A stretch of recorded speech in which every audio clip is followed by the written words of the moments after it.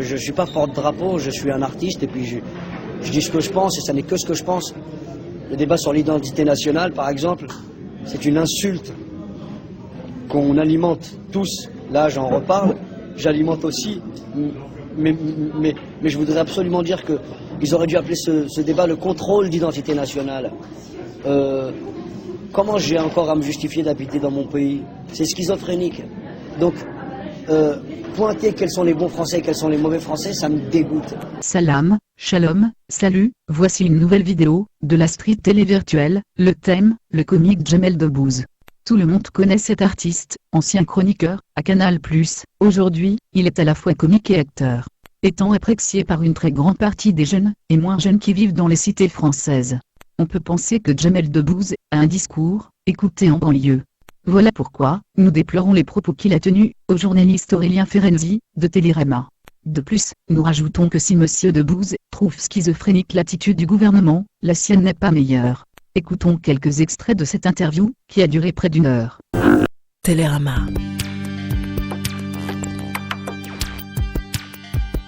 Rencontre. Aurélien Ferenczi. Depuis 2 ans, il s'était fait discret. En 2010, on aura vu Jamel Debbouze qu'acteur dans Hors la loi de Rachid Bouchareb, présenté au dernier festival de Cannes.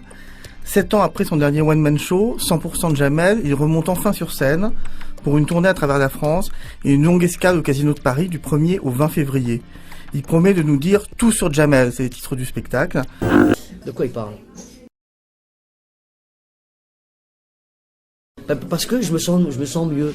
Et je te dis, il y a d'autres moteurs qui sont rentrés en ligne de compte. Alors, j'ai commencé par raconter mon univers, mon quartier, d'où je venais, et puis un petit peu le rapport à ma nouvelle vie, tu vois, ce que ça provoque dans la vie d'un gamin de devenir une vedette, une rosta. Et aujourd'hui, je te raconte tout autre chose. J'ai rencontré une femme incroyable, qui est française. Sa famille catholique, la mienne est musulmane. On a eu un enfant, on l'a appelé Léon. Le bordel que c'était. On est en 2010, hein. On pourrait penser que la mixité c'est un truc, c'est plus un sujet. Eh ben non, l'ami. C'est partout un sujet. Je pense que c'est bizarre que la religion prenne de plus en plus de place. Quand j'étais gamin, nous on s'en foutait, notre religion c'était le foot. On jouait 5 fois par jour au foot en direction de la Mecque. On n'avait rien à foutre de ces histoires, tu vois.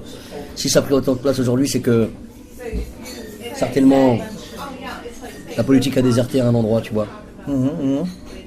C'est pas normal que des gamins de 20 piges se retrouvent avec une barbe jusqu'à l'omoplate, des Stan Smith et une djellaba Lacoste, et qu'ils essaient de prôner la bonne parole. Les mecs ils ont jamais lu le Coran de leur vie, tu vois. Mais s'ils se réfugient là-dedans, c'est qu'on les a pas considérés. Et d'ailleurs, s'ils se réfugient là-dedans, c'est que probablement les seuls qui leur ont parlé sont des religieux. Alors j'ai pas la solution, mais il y a un truc qui me dérange là-dedans. La religion ne devrait pas prendre autant de place. Moi je suis musulman pratiquement, tu vois. Ouais, je suis musulman pratiquement, c'est ça que je te disais, tu vois. C'est un bon bourgogne, hein, je te conseille. C'est un bon bourgogne. Non, ça c'est un Bordeaux, ça, pardon, c'est un Lagune. La Lagune. Et ça, tu vois, ça typiquement, ça c'est un truc. C'est un très bon sujet. Je voulais écrire un truc sur le vin et sur le porc. J'ai écrit d'ailleurs un truc sur le porc avec le Jamel Comedy Club. Parce que ça c'est un vrai bordel. Comment c'est possible qu'on nous interdise ce truc? C'est tellement incroyable le vin. Non mais franchement, c'est une boisson qui existe depuis quoi, 3000 ans? Il y a une raison, hein. Il y a des raisons, ouais. Tu vois. Bon, en tout cas, tout ça pour te dire que... Non, mais c'est intéressant ce que tu dis. Ça veut dire qu'il faut dépasser des commandements des religions quand ils sont plus valables, quoi. Écoute, ouais. Je pense que Port, il y avait un truc d'hygiène. Non, mais je pense qu'il faut évoluer. Il faut la faire évoluer tout le temps. Yes, l'ami, t'es bon. Merci, Florent. Il faut la faire évoluer tout le temps. Il faut évoluer comme on évolue nous. Tu vois, on ne sert plus du Minitel. Et pourtant, c'était une invention incroyable. Tu vois ce que je veux dire? On est plus sur 3615 ULA, là. On est sur autre chose, quoi. Bon, tu peux aller sur usa.fr. Ah ouais, mais tu vois. Ça convertit.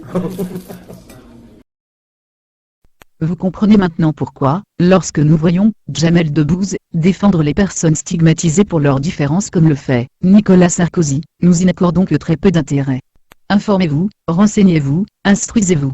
Le combat continue, jusqu'à la vie de poire. Inch'Allah. Pointer quels sont les bons Français et quels sont les mauvais Français, ça me dégoûte.